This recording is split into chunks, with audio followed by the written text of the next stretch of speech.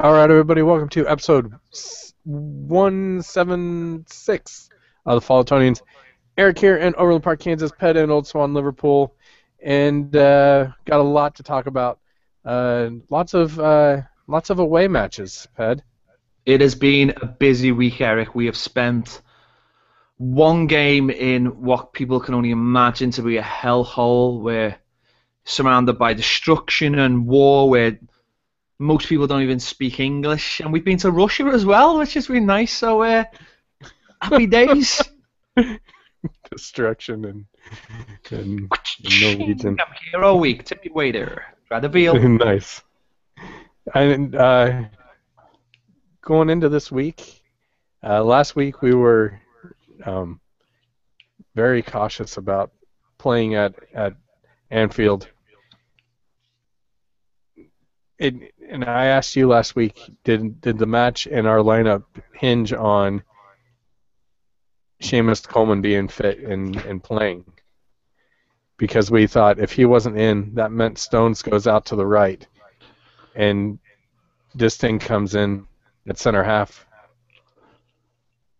But that didn't happen. Yeah, but the other alternative was, which would be like the worst nightmare in the world, is that Tony Hibbert would play. Oh, thank God that. Oh, okay. Yeah. That did happen. Yeah. It did happen.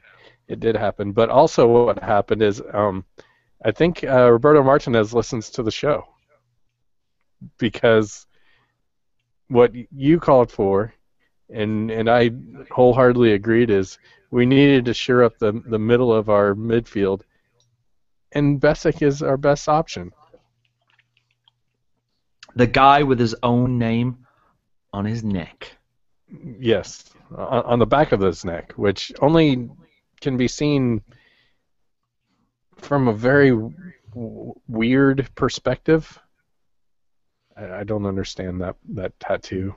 His barber? But exactly. That would be one person that would be able to see his tattoo. Mm-hmm. Yeah, well, you say Roberto Martinez may listen. Well, I think we all know he does listen, Eric. So yeah. I think we were. I mean, to be fair, we were getting kind of raked over the coals a little bit for even suggesting it. There was some. What for suggesting Roberto Martinez listens to the show? No. Having Besic come in due to his poor showing previous times out.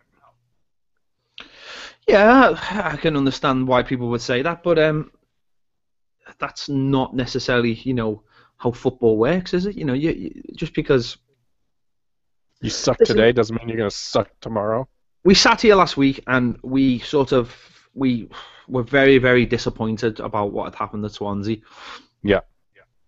But what had happened at Swansea was almost like a rehearsal for Besic. It was a rehearsal for Tony Hibbert. It was a chance for them to get game time before coming into another big game. And I'm sure Roberto Martinez knew that when he was picking them for that game. I mean, obviously, those players need game time, but I'm sure he was thinking to himself, well, these two need to play because they are very much part of the plans for the derby. So, just because they didn't have great games in those games doesn't mean they weren't going to have good games for the derby. That was almost like that was their warm up, really, and right.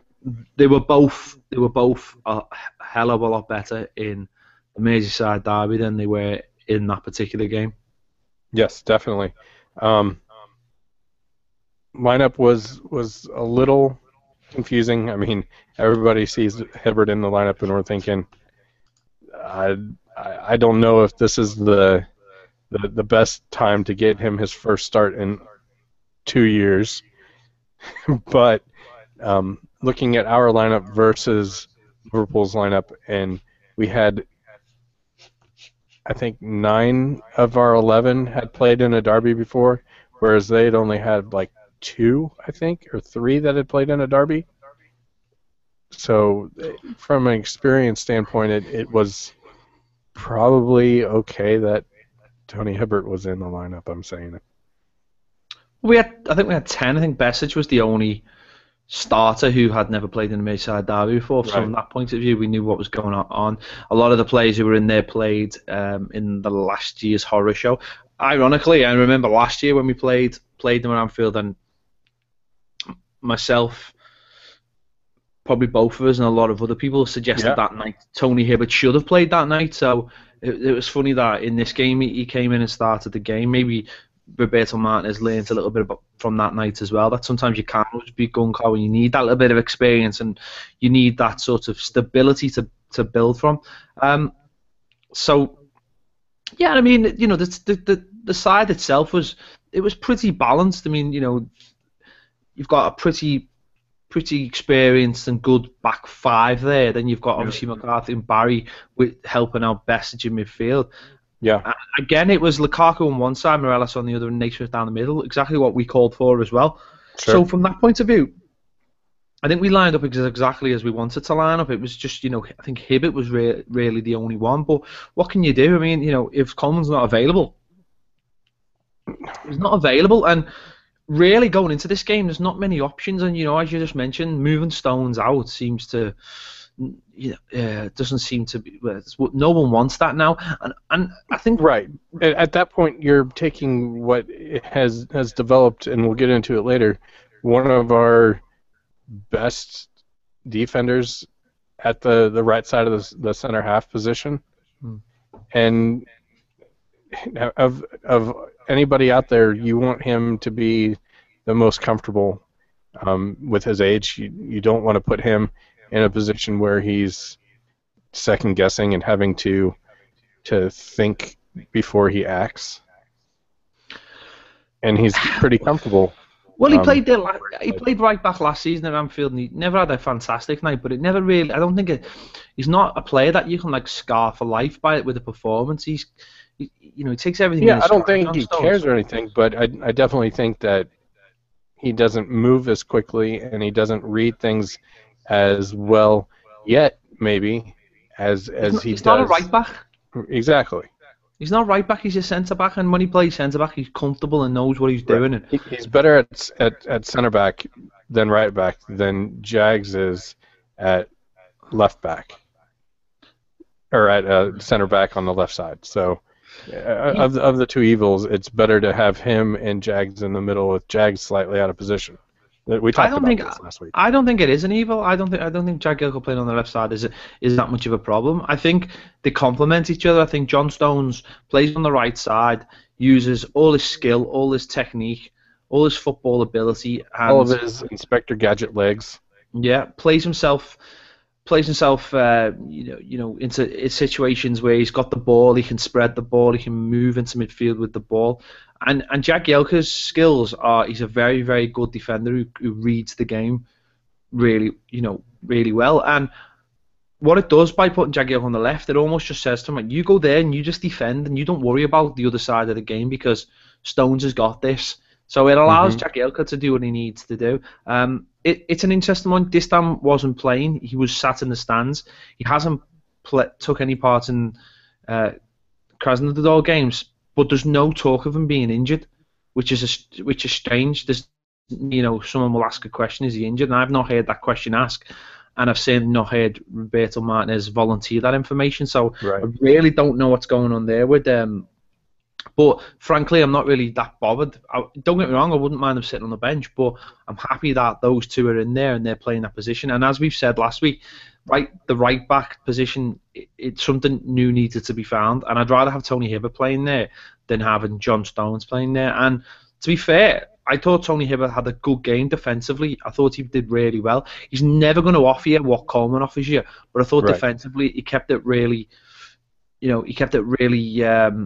simple, defended well for the most part, got his body in his way, used all of experience, and apart from one time in the second half where Sterling beat him, I didn't think he had that many problems. It's just the problem is that the way we play with Coleman's the attacking threat, and the gap between Hibbert and Lukaku became really big, and also you need people running past Lukaku to open up that little bit of space for him. That was never there all day. So, well, and speaking of Lukaku, though, a lot of people were having some whines and slightly getting the fume meter up about him playing out wide. And I came back at a couple of people online about it, and it has a lot to do with cover for Hibbert. If Lukaku was in the center, that allows their left back. I can't even remember his name, nor do I care at the moment. But it allows him to, Moreno. It allows him to be more free to bomb forward if he doesn't have to worry about Lukaku being right on top of him, and then Hibbert's under even more pressure than he already is with Henderson and a couple of others coming at him. So Lukaku out wide for me is almost a chess move of position for defense to assist in making sure that they don't get behind us. No, I think you're right. It's not where you want him to be, and I don't think necessarily not. And if then you wouldn't have to worry about it. But I don't think necessarily it's not necessarily a way of saying we're going to stop you from attacking. It's a way of saying we're going to attack, and that's going to stop you from attacking. And we've seen it early on. I mean, we should have had a penalty. I don't care what anyone says. It was a penalty. He brought him down. The contact, he had him around the arm, and he brought him down, and that is a penalty. And how the linesman doesn't see that, I don't know. No, because it is right in front of the linesman. The referee maybe can't see it because it's... The referee is totally blocked. Completely blocked. But the linesman should be able to see what's going on there and at least call for a foul. He's not going to be able to tell if it's 100% in the box or not, but the referee is on top of it. And I'm surprised he never give a foul outside the box, because that's what the normal, typical sort of way of getting around I would have been okay with that. Yeah, it continued on into the box, but the original grab was outside. No, but the rule says it's not where it starts, it's where it ends, and it ended in the box, so therefore it should have been a penalty. But it wasn't a penalty, but that sort of proved that he what the job he was trying to do. And but then later on, Jags punched Balotelli in the face and in the box, and that should have been a penalty too. I mean, whatever. But Gareth Barry's handball in the box. Yeah, it's handball, it's penalty, but it doesn't really make a difference, does it? It wouldn't have been. It may have been a penalty and it was handball, but if I'd been given correctly, then that's never going to happen. Sliding doors. Barry's first challenge of the match, yellow card deserved. But yeah, a yellow card for his stupidity, to be honest. His second challenge of the match, that went as just a foul. Could that have been another yellow card? It could have been, but it was just a foul. Why is there a rule in football, or why do people think there's a rule in football that once you've been booked, the next foul is another yellow card? I don't understand. How many times have you seen a referee give a yellow card to someone and then do the thing where he points to different parts of the pitch, like a totting-up procedure, and basically said, right, you've had 3 fouls, and that means a yellow card? Why is that not necessarily the same with a second yellow card, where you can turn around and go 3 more fouls and it's a second yellow card? People are so eager for the next foul. Why don't we just make it like basketball and you get 5 fouls and then you're out, foul out of the match? Because that is a rubbish sport and we don't want to do that, Eric. What about a sin bin, like in rugby, where if you get a yellow card, you're off the pitch for 10 minutes? What do you think about that? Don't give FIFA ideas, please. Don't give FIFA ideas. To be fair, I'd actually prefer a sin bin to some of the ridiculous decisions we see.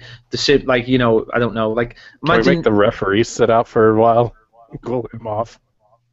It was handball. No point in arguing that his hand. Some people say, "Oh, it wasn't," but you can't have your hands up by your face, whether you're protecting your face or not. I mean, you big wuss. If it hits you in the face, it hits you in the face. It's life, isn't it? Yeah, not in the face. So yeah, that was a penalty, but so what? Get on with it. It wasn't given. I should have been given. But as Roberto Martinez says, going back to some of our players playing, I don't even know what that means. Talking about players playing out wide, Morales was playing on the other side, and Roberto Martinez said, he was like the main threat in this game, and Yeah. he'd been left out of the previous games to keep him fresh, which probably backfired actually in the end. Yeah. And the injury sort of changed the tactics, changed the dynamics of the way he wanted to play. Yeah, we With were getting out on the counter really, really well. I mean, Liverpool was smelling blood. They're heading towards the cop, and they were going for it. We were getting out pretty quick, and had a few chances. Not missed on a couple of opportunities where just the finishing pass wasn't good enough.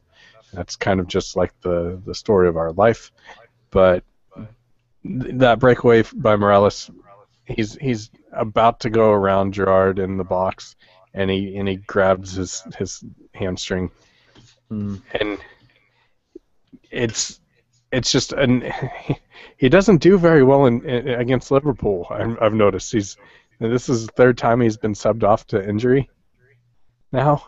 One was because he was getting kicked all over the park by Suarez, but that's completely different. Well, that's now Baines, Lukaku, and Morales in the last 3 games that have got serious injuries from playing Liverpool. So, it's a bad one. It looks like he could be out for up to 8 weeks. So, yeah, he's laying there. He's obviously distraught, and the grandpa of the club, Samuel Eto'o, comes over and he's pretty much just there and giving him words of encouragement, and man, it's just gut wrenching. I feel horrible for him because he has come on lately, and beginning of the season I didn't know what to expect from Morales, and there's been times where I personally have been kind of questioning his effort, but he's been all out lately, and I'm just gutted for him. Well, his level of consistency has gone up, I think, recently, and yes, that was the major thing last season. And it's a weird one because he splits fans in a way, because a lot of fans last season were sort of like, well, he doesn't do enough.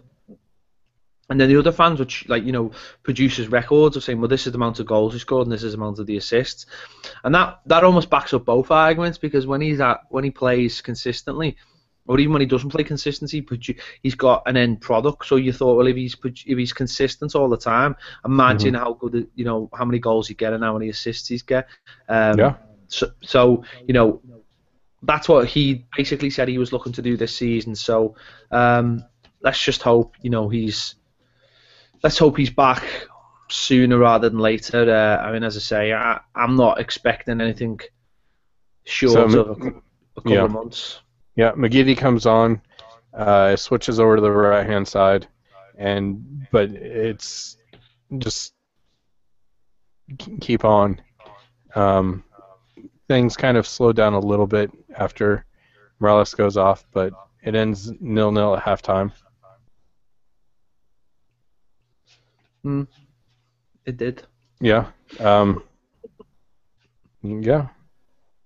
Second half. There wasn't much anything happened really. There was the Baines at that one in the box where he could have picked someone out, or maybe just drilled it and looked for a knock in, but he just tried to place it across and it got cleared. But apart from a couple of long shots, there wasn't really that much happening. So right, we kept them quiet, I suppose, in the first half, which is supposed to the job that Roberto Martinez wanted to do.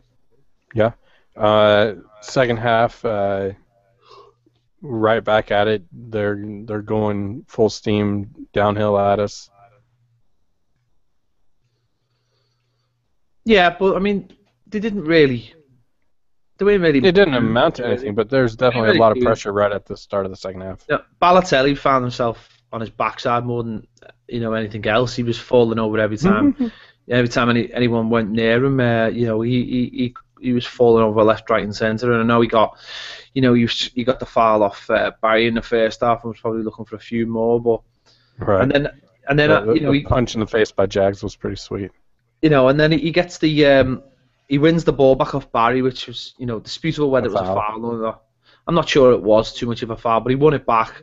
And then Baines just jumped in somewhere where he really didn't have to, and Balotelli's made full use of it and falling over, and there was very, very minimal contact. But unfortunately nowadays, if you give a player a chance to do that, they'll do that. Free kick by Gerrard. Howard, not good enough. No, if you get a clean hand on the ball, you'd expect the goalkeeper to save it. But also his wall as well. His wall was awful. They were some of the smallest players we've got, and he put Lukaku on the wrong end of the wall as well. He should have had him at the other end, because that's the side that the player's going to curl it. He's going to curl it away from the. He's going to curl it away from the goalkeeper. So you have the small. You don't have the smallest player on that end. You have the biggest player on that end to stop that from happening. Same happened last year when Suarez scored at Goodison, the wall again, and it's the goalkeeper's responsibility to have players where he wants them in that wall. Yeah, but I mean, it's almost as if he saw it late, and maybe Lukaku even screened him because of not just being able to see it. He sees it late, he reacts late, and then he jumps backwards into the goal, which takes any momentum he has out of being able to keep it out of the net, and it's 1-0 Liverpool. Yeah. Which wasn't. I mean, don't get me wrong. It wasn't against the run of play or anything, but no, they were completely making most of the chances, and due to the fact that Balotelli can't finish from like feet away, helped Everton. Yeah, and we saw that. Sterling takes on Hibbert on the outside, beats him quite comfortably, which is what you expect really. Puts in a delicious ball, and to be fair, Howard's made a really good save off this one, hasn't he? He's made himself big, and it's done the job. I mean, questions I suppose of whether he could have come out and got contact on the ball earlier rather than but it was pretty much whipped in, so he did well to make himself big. Balotelli probably should have made it 2-0, but that save has kept us in the game. Yep. And then Besic goes off for Eto'o, and Browning comes on for Hibbert, and very much at that moment, Everton decided, well, we're down 1-0. It's not really going to hurt us if we lose any worse than 1-0. Let's just figure out if we can get something out of this. And the Browning substitution, more than anything, freed up Lukaku to get around a little bit more, and he does a lot better holding up the ball at that moment.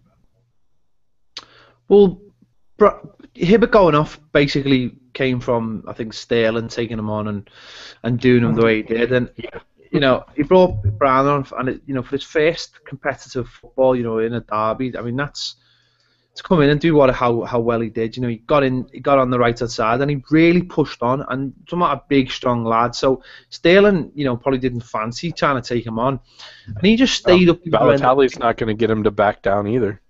No, and Balotelli by that time had had his fill. Hibbert had given him a good seeing to, and he didn't seem like he was fancying it. He was just throwing himself on the ground as much as he could, which was sort of proof that he was frustrated. I mean, there's a stat that he had more shots than the entire Everton team did, so that sort of proved what kind of day he had.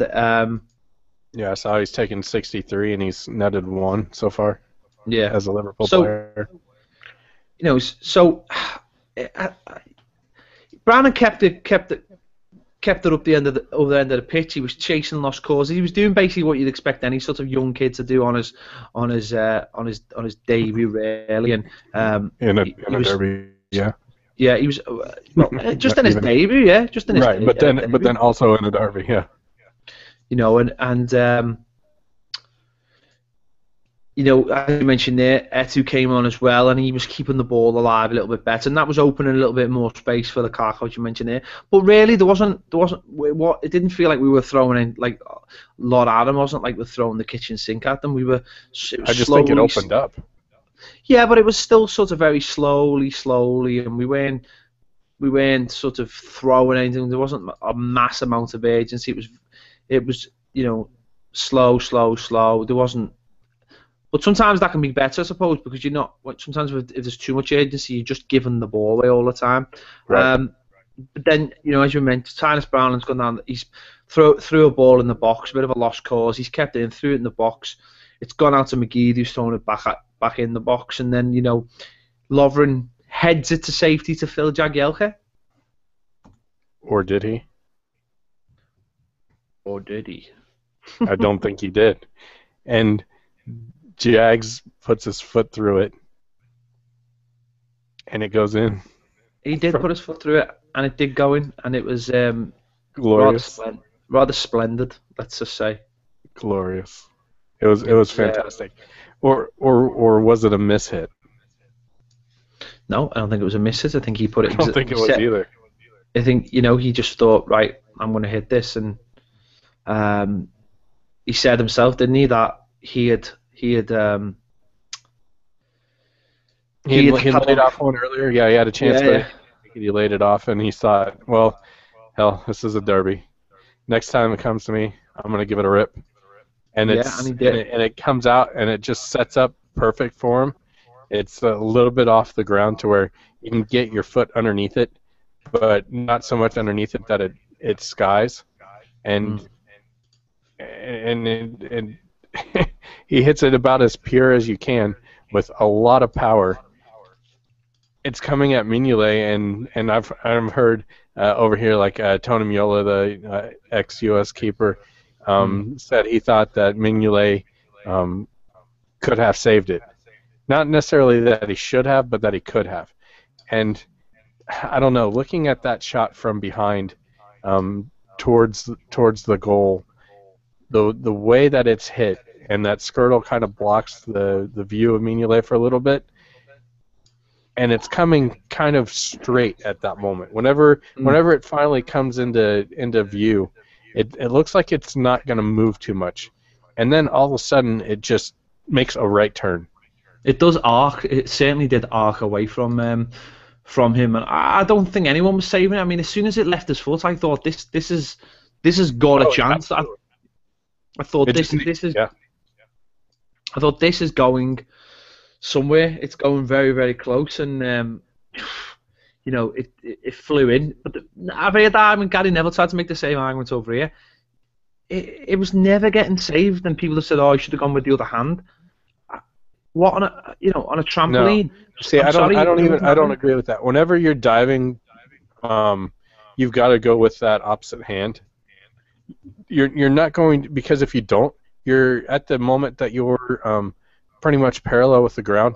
You're then reaching up across your body. That's not the argument. I don't think. For him to reach up with his left hand there, you're not going to get any extra range in that. So the right hand at that moment is the one that's going to get closer to the ball, but at the pace that it was running, the fact that it was going away from Mignolet, and then it skims the underside of the crossbar, I don't see how that's getting saved. It wasn't getting saved. It's a pathetic argument. No one was ever saving it. I mean, I don't even know why people are even debating. Change the jersey in the team from Jag 6 to Ronaldo 7. Does anybody claim that's a miss hit and that Mignolet is going to save that? No. Nobody. They'll say that was Ronaldo. It was fantastic. He's amazing. Best player ever. Fantastic.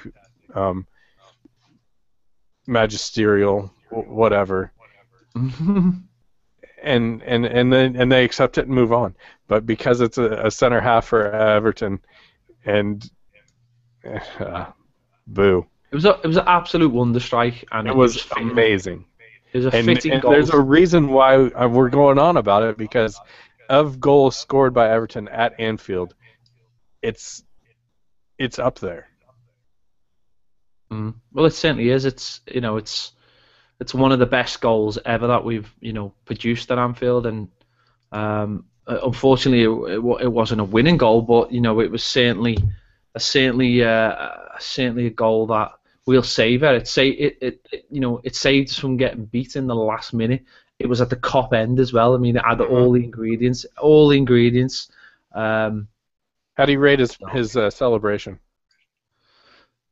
do you know? I thought his celebration was quite good because you expect The you'd in-betweener expect someone stance? you'd expect someone to just to go ballistic, but it was only an equalising goal, and I think Right. there was a little bit of that. Oh, if that was to win. Oh, if that was to win, that would have just been different planet, wouldn't it? You know what I mean? I don't But think the then, brick would have been standing if that was to win. I'm pretty sure the mm, brick pub would have collapsed. but we had a chance, didn't we? We had a Oh chance to no, win there it. was there were chances. Oh, Yeah, five. There's like another minute and a half left, and there was chances. I mean, I know. oh, It's so unlike us. We get the ball back and we go straight up to the other end, win a free kick on the edge of the box, and it's just like, come on, come on, Bainsy. please, Bainsy, put it in. put a Come on. ball in. And Barry started that little flick, and you're just thinking, oh, but then afterwards, I'm thinking, oh, imagine if he'd just done like a little dummy and it had bounced in off someone's leg. You know what I mean? Just like, oh, that would have just been the Skirtle own greatest thing. goal would have been just class. Exactly. So, Would have been oh, just kismet. It would have just been awesome. But a draw at Anfield, under the circumstances, with all the injuries, with just the way that it unfolded, to get 1 point out of that, it feels like a win. So much better than the Goodison Derby last year, where conceding at the end and for a draw. Same result, it's football, though, isn't it? completely As you different said. feeling. Exactly. One game you feel like you've been robbed, and feel like you've walking out feeling like you've lost it, and very much like the Arsenal game when we were 2-0 up and we end up drawing Yeah. 2-2. There's some games where that happens, and there's some games where you get something like that happens in the last minute, and it feels like a moral victory at least. So Yeah, need to be mentioned. First point on the season from a losing position. Yay! Should good we talk stuff. about Russian trips? I think we How better. many? Yeah, how many Everton fans ended up making on this official, unofficial Everton club journey? I believe about 475, but I don't know if that's exactly right. I don't know if more went or less went. I'm sure there'll be a figure out there somewhere, but a lot went, and that is amazing. That is It is amazing. amazing. Yeah, definitely. If you have any photos or, heaven forbid, audio that you want to share with us, we'll put them out. It'd be we'd love to hear any sort of audio from your journeys there and back.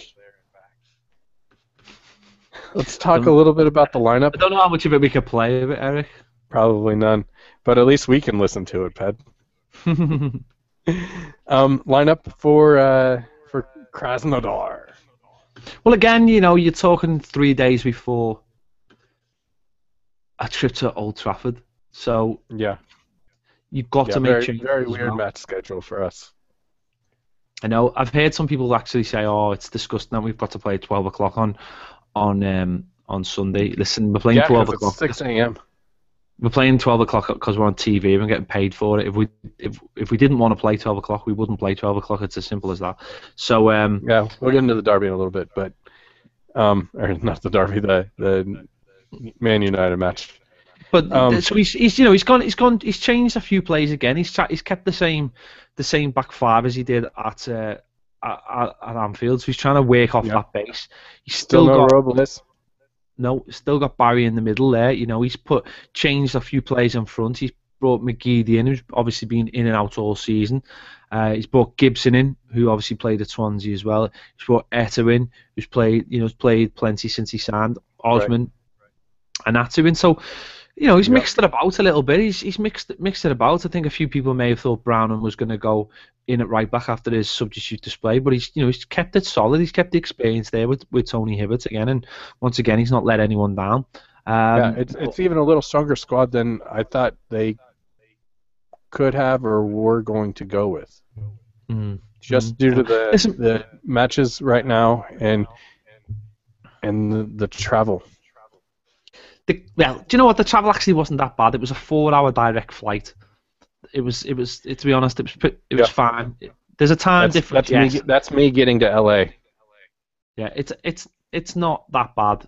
There's a time difference which probably causes a few problems, but Just me getting to LA. The flight wasn't that bad. Okay. So I'll erase any flight concerns. Yeah, and as Everton, as we're doing this podcast, I've just tweeted that they're already back in England. So, yep. Which means not to. They got out of there quickly. Yeah. So, I think team-wise, it looked okay. But I think the big thing you got to remember at the moment is that it's almost like short-term pain, long-term gain at the moment. Yep. He's trying to give everybody in his squad game time. He's trying to get them all up to the same speed, and it's going to mean that a lot of inconsistency in games. So he's putting Gibson in, and Gibson looked for the first hour quite rusty, and Osman looked rusty in the first half, and Atsu looked rusty. Yeah, players who haven't robot head going on real quick here. Yep. Yeah. Robot ped. In effect. Say hi to the listeners, Robot Ped.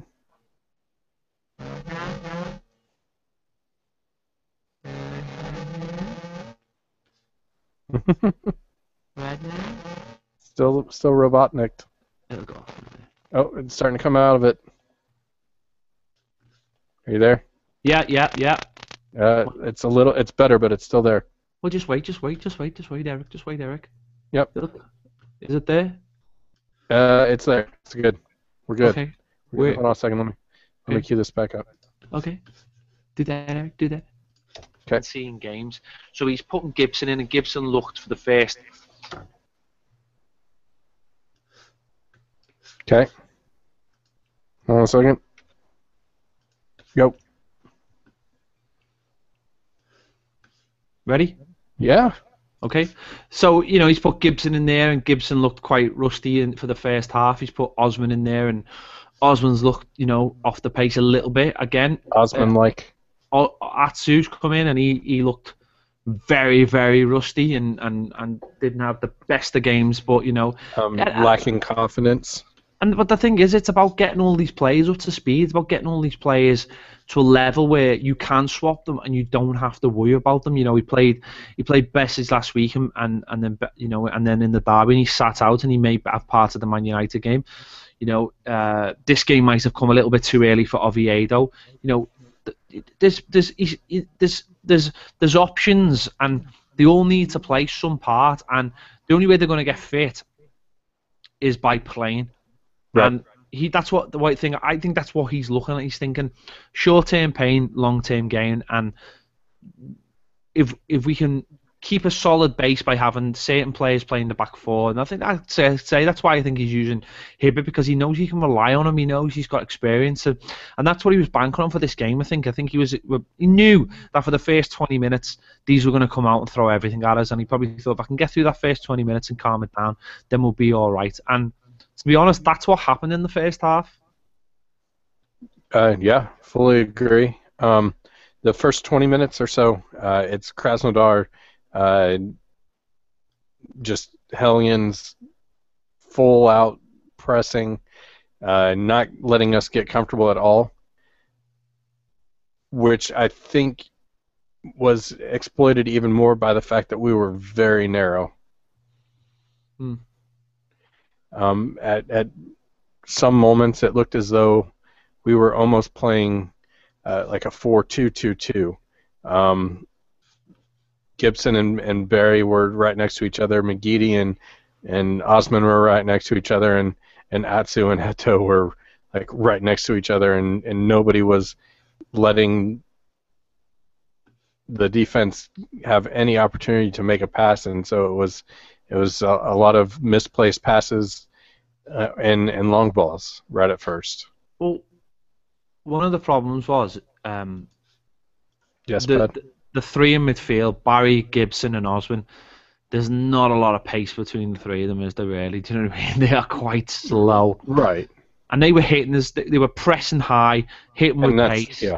that's where And Besic helped, and that's where McCarthy helped. And the defensive side is where Barry helps. He clogs things up, but he's not going to chase you down.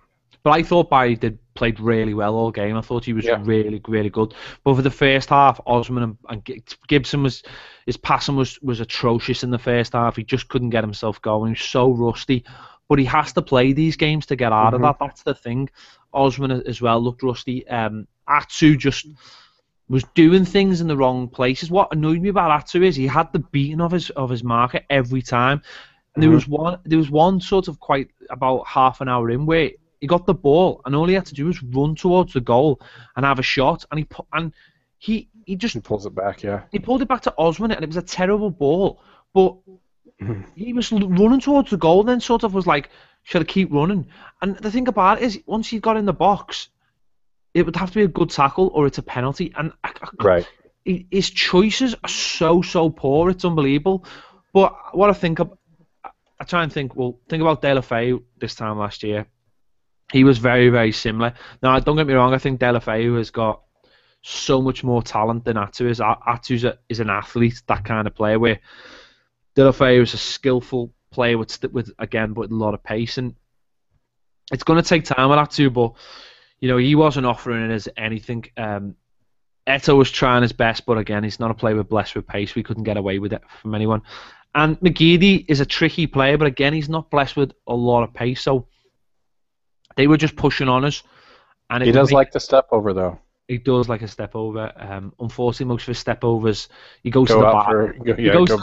He goes to the bar line and manages to put it out for a goal kick all the time.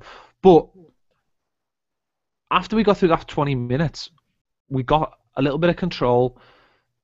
Barry, as you said, was doing really well, keeping it simple. Stones was playing really well. He was coming out to the back and amazing. Making like an extra midfielder with the ball. Baines was solid on the left. Hibbert looked solid. Everyone seemed to be doing the job a lot better, and we were getting a little bit further off the pitch, and then we started to force little things like getting corners, and the thing was, Gibson was on the corners, and his corners were fantastic. He was whipping. Yeah, the first one was a little past the back post, and Osman heads it back into the middle to what ended up being nobody, but you'd like to hope that someone is making that run in there. Osman did really great to put it back across, and there was a good opportunity there. Yeah, I thought his corners were fantastic. I thought he did really, really well.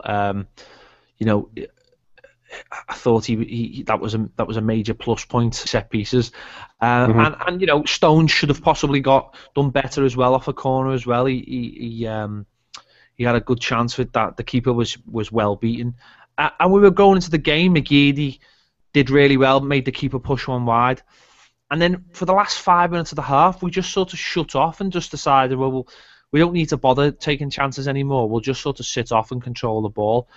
And that's where we conceded, because we just started messing about, and a couple of slack passes. They get the ball, put a little aimless pass into the box. Jags gets pulled out, and then why he flicks it back, I'll never know. And Jags steps up, and Stones has to follow his marker and run. And then it's almost like an overlap on the inside there. Yeah, and Hibbert doesn't come over either. Hibbert doesn't come over to the link between Stones and Hibbert gets broken, and Ari gets in there and just slots it past Howard, and you can't really say anything about Howard on that one, I don't think. No, it was a good finish, and just not really, as much as you might want to, Ped. No, not me. I don't know what me. No, it was a good goal, and it was annoying. It was annoying because we were doing a lot better at that point. So we're going 1-0 down, and the most annoying thing is we because of that goal we come out and we were just awful. We were just awful for a good Um, 25 to 30 minutes, we were just Yeah. all couldn't string any passes together. We And then your favorite player comes on, Wanderson. Wanders, oh, it's a cool name, that Wanders. And then, yeah, we couldn't string any passes together. Wanderson comes in, walks through the The midfield defense, and the defense, and like it's Walton Hall Park. yeah, just clips the bar, and you're just thinking, oh my God, something's going to happen here. And we were all screaming for a substitution to come on. We all, everyone was pleading for a substitution. I guess so. It didn't happen. He never changed it. No. He trusted the players that he had out on the pitch. He trusted them players to pull it out. We started to grow into the game a little bit. Did we even mention Lukaku came on at halftime? Lukaku came on and he did okay. He did okay. Yeah. He gave us something to aim at, something to make it stick. He did start making it stick as the game went on. Not straight away, because the gap between them was just far too big. It was just so big. It was ridiculous. It was like 20 yards for him and the nearest player. And Eto'o looked like he was tiring, so he couldn't get up with him. It was just for so long. It just nothing was happening. And then I don't know, things started to change. They started to tire, and strangely enough, we just got ourselves back into it without having to make any substitutions. We kept the same players on the pitch. There was probably a little bit of a change in mentality. There was probably a little bit of change in the way some of them playing. I think Osman started to play a little bit further forward and get a little bit more joy. Stones was coming out of the defence a little bit more. Gibson was dropping in a little bit more. We almost switched to about three in the back at one point, to where Gibson was in the center and pushed Jags and Stones a little bit wider, and then pushed Baines and Hibbert a little bit further forward. So, and it might have been it might have been as a result of Krasnodar getting a little bit tired, not used to the pace that Everton plays, and so maybe Martinez saw that and was say, okay, we don't need four at the back. Let's put Gibson a little bit further back, let Barry roam a little bit more, and push Osman forward and get our wings, our wing backs, which they ended up kind of being more wing backs, because Hibbert even got forward a little bit.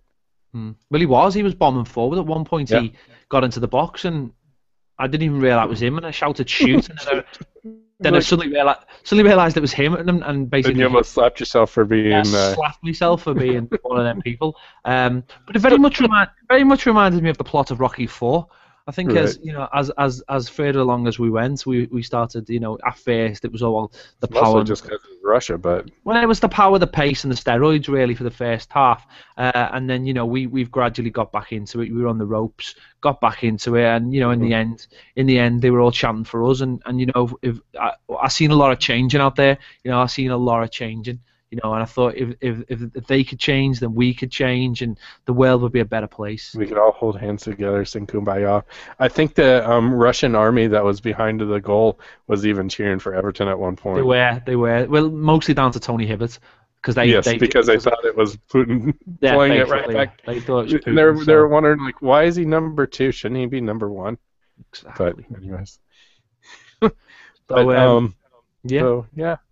Two scores. That's cool. So, and it come from a corner. John Stones was just fantastic all game. And the tackle in the first half was just absolutely, outrageous. That tackle was just incredible, the tackle he made. And then he makes one on the edge of all the tackles, and basically everything he does ever is just amazing. And then he makes a fantastic tackle on the edge of the box to stop the counter-attack. The ball goes back to Baines, who'd taken the original corner. He whips in a fantastic ball from the opposite side, falls in a wonderful area for Samuel Eto'o to just clip it with his knee into the back of the net. And it was weird, because I actually felt like it'd been disallowed at first, because it was so quiet and sort of the celebrations were almost muted. But that got us the point, and Again, it was almost like Anfield. There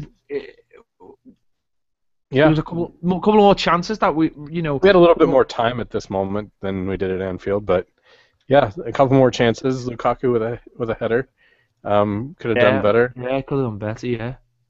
Um, but yeah, yeah, it was very weird. Another draw that kind of felt like a win, almost sort of.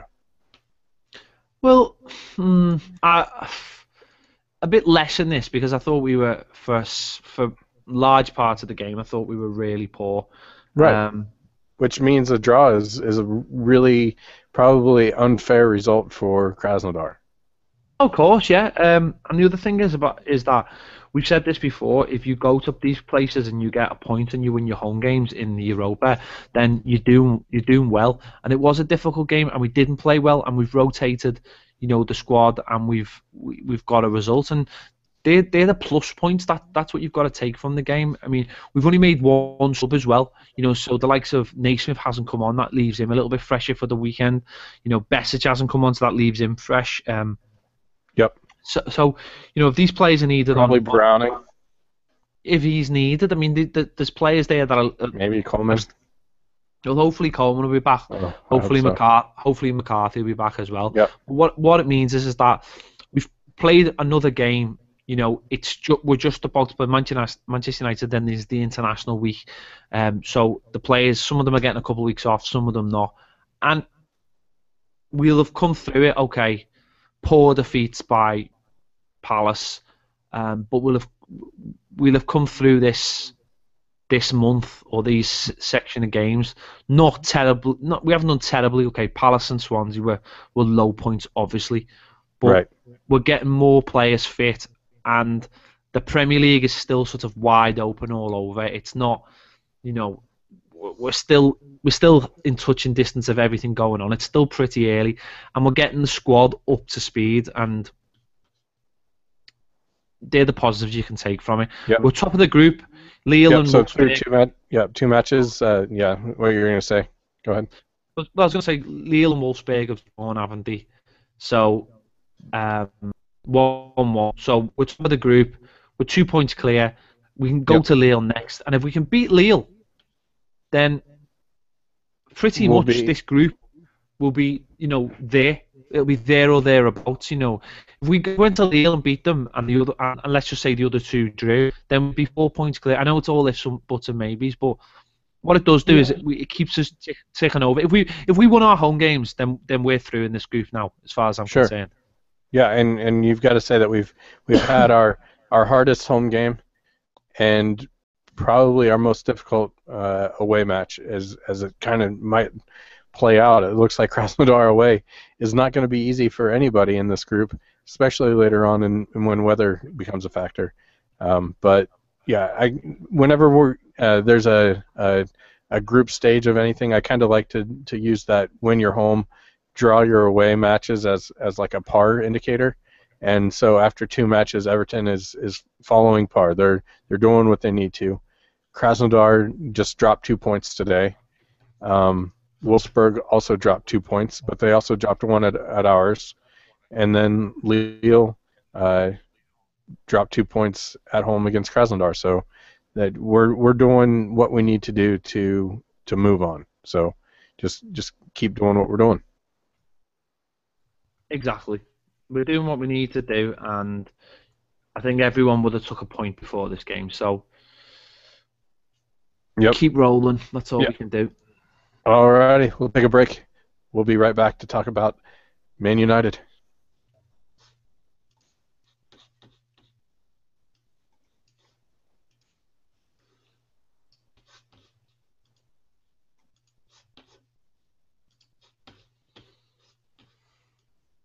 If anyone is out there in Watcherland and would like to put any questions to us, Gibson looked for the go first. to if you're watching it on YouTube, obviously there's a little Q&A button. Go on the Q&A button, send any questions you want for us to answer at the end of the show. Please do. We like answering questions. We like to feel like there is someone out there watching us, even if it's a ridiculous question like, why is my camera angle changed? Then just ask it and I'll answer the question. because Britain found a desk on the side, or yeah, Britain. Ped found a desk on the side of the road and Free desk, Eric. Free desk. to a new home. Free desk to a loving family.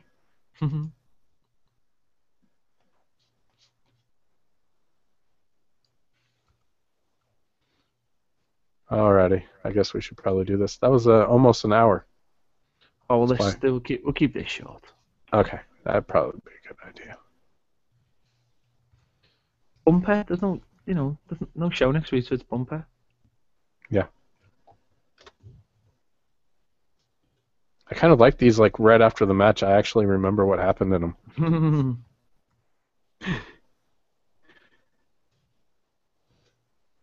Come on.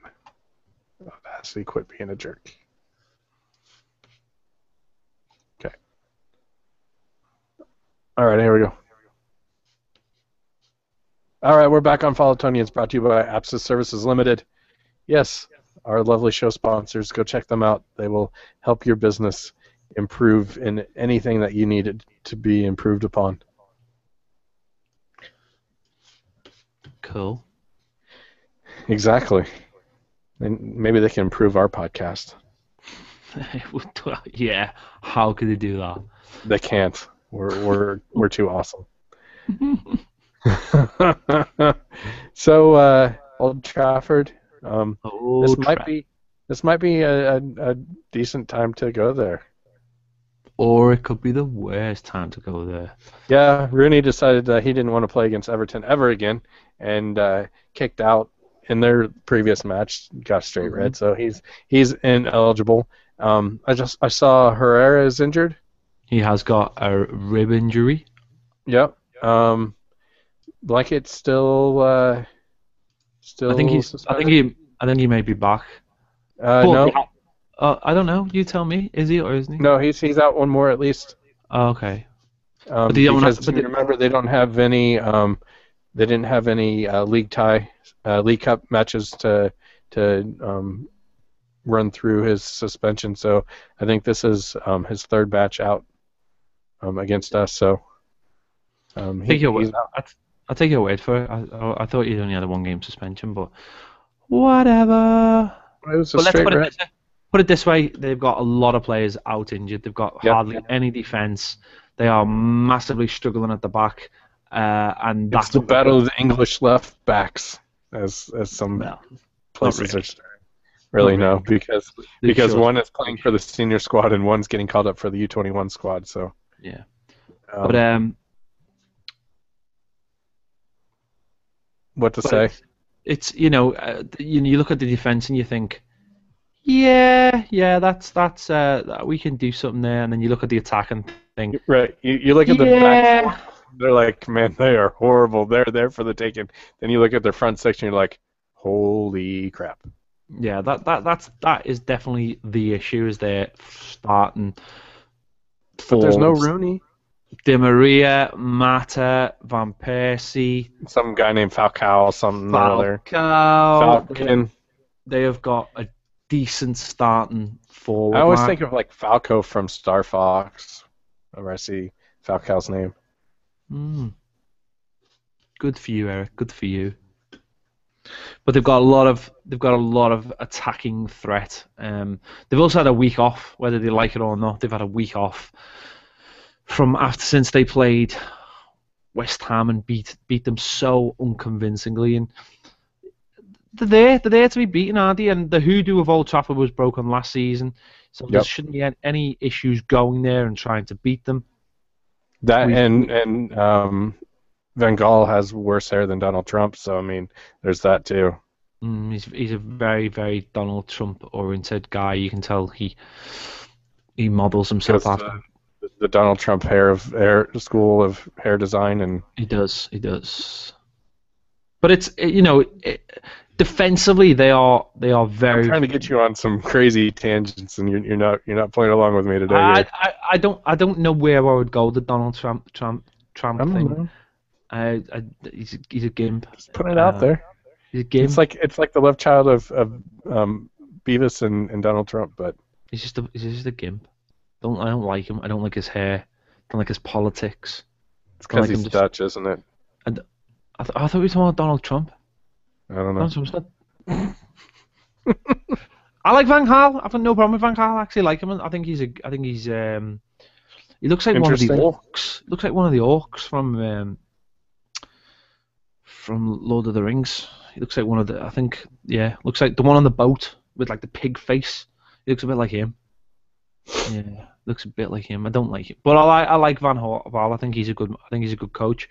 But it's going to take him a while, and especially with the defense he's got. And I think they're there to be taken. You know, they've got good players, but Yeah. The guy hasn't looked like anything special lately. no, and Raphael's not the best defender in the world. He is not the best defender in the world. Shaw and Rocco are new to the side, and I think they had McNair in there last week.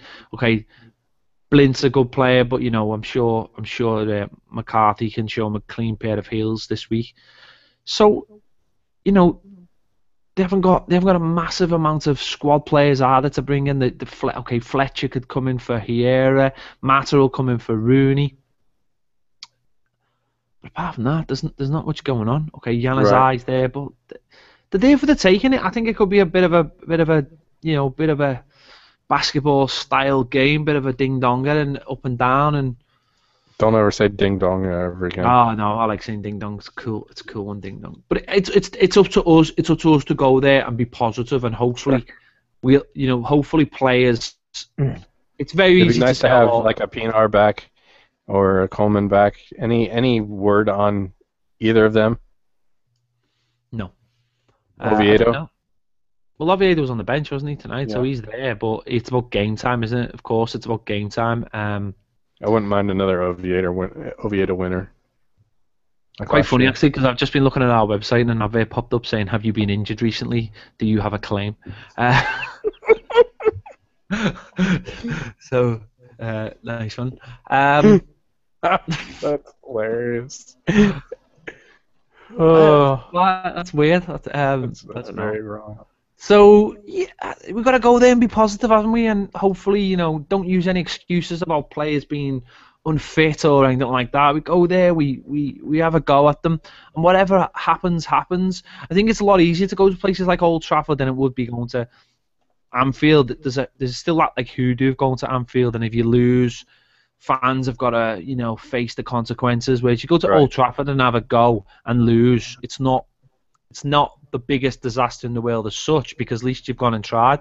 But I generally feel we're a better all-round side than Manchester United anyway, so I'd like to go there and impose ourselves on them and really have a go at beating them, because I think we can. And if our key players are... Yeah, there's no mystique about Old Trafford anymore. No. It's going to be a few years before they can get that back, before they can scare teams by just walking out onto the pitch there. Well, that's respect, though, isn't it? That's respect. That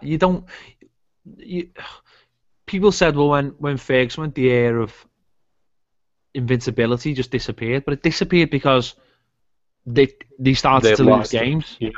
They started to lose games because they lost a lot of matches at Old Trafford. Yeah.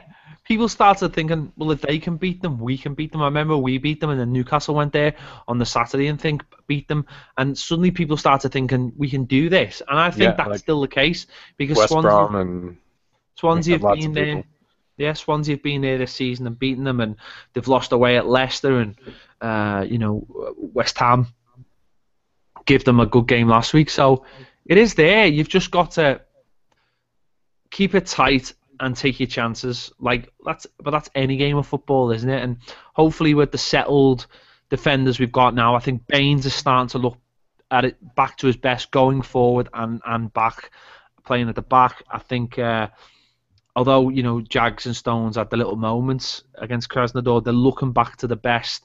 They certainly look better against Liverpool as well. It looks more settled. I really hope Coleman's back, but maybe if it's touch and go, Martinez might think, well, if he doesn't play in this game, then he'll pull out the Ireland squad, and then he's got another couple of weeks to get 100% fit. That's maybe and that's the way Martinez looks at things. I think he looks at things like that. If you're not 100% fit, he's not going to rest you, because he just thinks if you're not 100% fit, then you're just going to be a risk to the team. So he may look at it like that. Hopefully McCarthy will be back, because I think he'd be really instrumental this game as well. So because I think a lot will depend on that midfield area. If we can win the ball in midfield and get at their defence, we can cause them a lot of problems, and it'll be similar the opposite way. You know, they've got some attackers, so we've got to try and stop the ball getting to them, obviously. So Yep. I think it's going to be a good game. I think it's going to have goals in it, and I think Score? we can. I'm going to go for 3-2 to us. Yeah? Mm-hmm. Winning on the goal of 5, huh? Huh. 2-0 Everton. Ooh. Feeling 2-0. It's Crazy. time for another clean sheet. And yeah.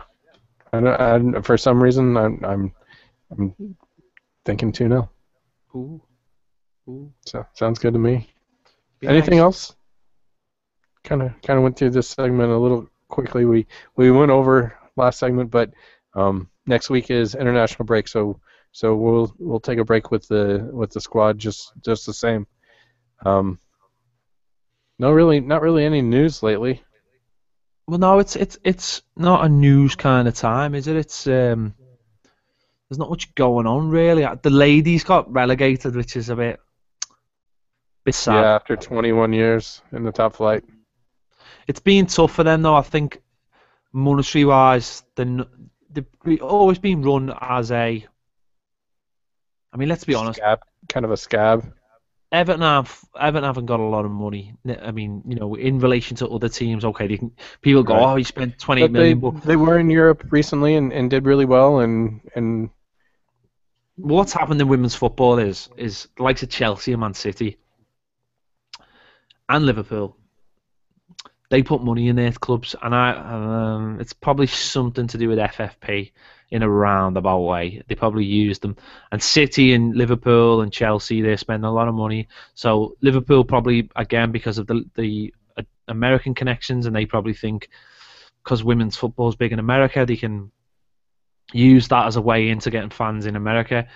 And they've been throwing money, and they've basically, between those two teams, have decimated Everton's first team and took all the players. Yep.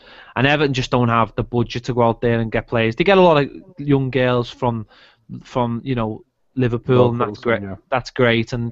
But it's just it is very much a professional era now in women's football, and Everton just can't cope with that. And unfortunately, they've been relegated, which is really sad because the people down there work so hard. Andy Spence, who runs them now, Mo Marley left after so many years and went really as this whole thing started taking hold, and she went into the England setup, and Andy Spence has took over and done what he could do. But unfortunately, when you're losing your best players to other clubs with money, that sounds familiar, doesn't it?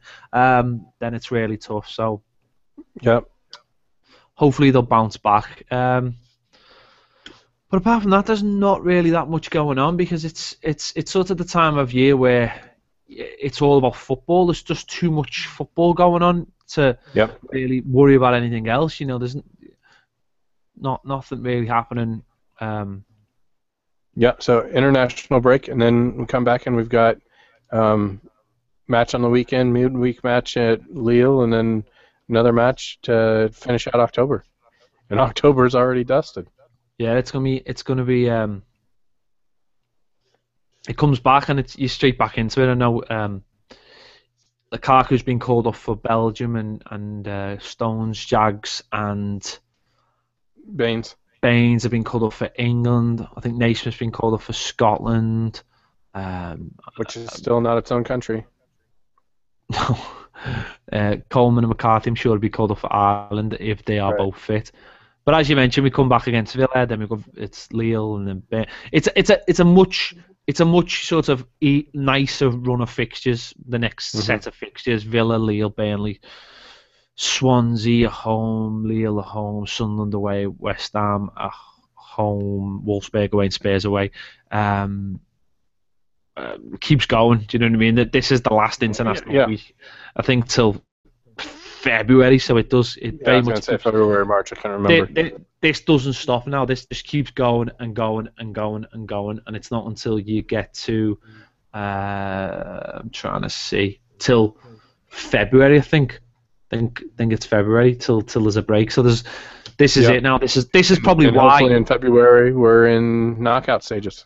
Yeah, and this is probably why Roberto Martinez wanted to get all his players up to a certain level by this window, because he knew that coming up now there's non-stop football for 4 months, just literally non-stop, and a lot of the time it's, apart from January where it calms down a little bit, there's 2 games a week now. Yep. It's 5 in October. There's 3 more in October. Then there's 6 in November, and then there's another 7 in December. So there's a lot going on. And that is probably one of the reasons he wanted to get all the players up to speed. We have had a question via. Well, are we doing those now in the show or afterwards? No, we'll do it now in the show, because what's the point in doing them afterwards when there's no one listening? All right. So TDog082, aka Tanner, has asked, do we think Eto'o could do a better job holding onto the ball in the Naismith role if Martinez decides to go with the same formation as he did against Liverpool at Old Trafford? I think he could do a good job. I think the only problem is that where would Naismith play then? Because Naismith wasn't playing obviously against Krasnodar, and didn't play in the 2 games before Liverpool. So obviously he's going to play this game, and if you're going to play him, you're going to play him in a role where he needs to work hard. And I don't really feel like there's anywhere else in the pitch for him apart from playing that either behind the striker or as the striker. So I do think Eto'o could play it. I just don't think Eto'o would work back as much, and I also think he'd get tired a lot earlier. So, and I also like the idea of Eto'o coming on off the bench with about 20 minutes to go against Manchester United. I really think it could send a bit of fear into the Manchester United players, because I always think it's great to have a player on the bench that the other team have to keep that one eye on. I think it's always good to do that. So I think he could do the job, but at the same time, that's what you have a squad for. And I think Naismith will play against Manchester United, and I think he'll do well. Yeah, definitely see Naismith coming back in. It's not like he's been held out due to injury of any sorts, as far as we know. So he's our man in the hole right now, filling in for Ross Barkley, and he's done a pretty good job so far for us, Ped. Yeah, he has. Yeah. And don't forget, if anyone has got any questions, if you're watching the YouTube stream while we're going out live, just get in touch with us versus the Q&A button on YouTube. But also, if you want to get in touch with us before we record the shows, we always record the shows on Thursday nights. Get in touch with us on Facebook or on Twitter, and just leave us questions and we'll answer them. Yep. Or shoot us an email, show@followtonians.com. That's another way. Yeah. All right, Ped. No worries. Sounds good. 3 points at Old Trafford, I think, is possible. Yeah, I think we can go there. I think we can go there and beat them. I don't think it's as much as a stretch as it used to be, and it's just up to us, to be fair. Yep, definitely. All right, everybody. Thanks for tuning in, watching on YouTube, and downloading the podcast, and hearing what we have to say. 3 points at Old Trafford. Come on, you Blues, let's go.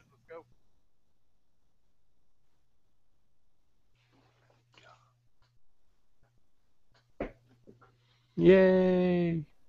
All right, everybody. Talk to you later. Thanks, guys. Thank Thanks. you.